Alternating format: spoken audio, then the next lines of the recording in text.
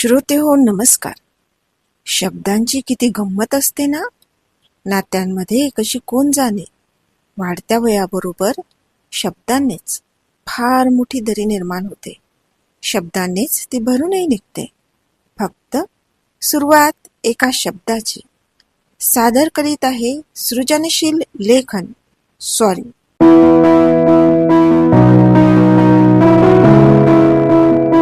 Sorry हा शब्द जरी 5 अक्षरांचा असला तरी तो पंचतत्वाला आनंद देण्याचे, हसवण्याचे, राग दूर करण्याचे, समोरच्याला माफ करण्याचे कार्य करतो.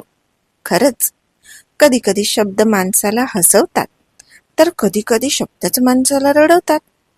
कधी नाराज करतात तर कधी नाराजी दूरही करतात. शब्दांमुळे माणूस दुरावतो तर शब्दांनीच तो जवळही राहतो. शब्दच असतात जे न मोजता येणारे वजन असतात. का कोण जाणे. या शब्दांनीच गैरसमज निर्माण होतात, पण या शब्दांनीच ते दूरही करता येतात. शब्दांचा हा खेळ सारा, कधी काठी तर कधी मुलायम दोरा.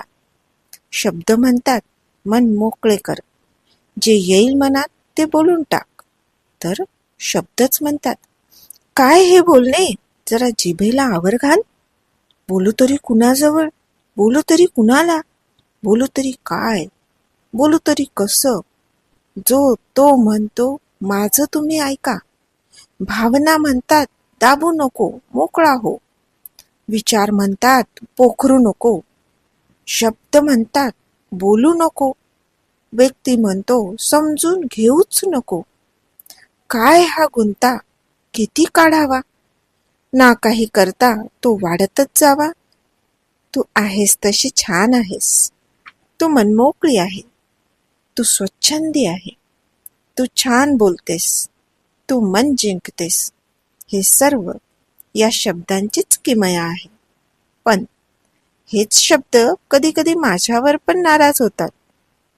ते अबोलाही धरतात. समजवू किती त्यांना, ते सारखे सारखे रुसतात. शब्दांचा हा खेळ सारा, कधी कोणीच नाही जिंकला. शब्दालाच आली दया, त्याने सॉरी हा शब्द दिला. शब्द शब्द ऐकता सूर जुळावे. शब्द शब्द ऐकता.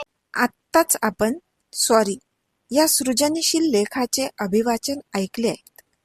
लेखिका आणि अभिवाचक स्वर सपना टाक.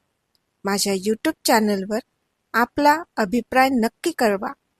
धन्यवाद.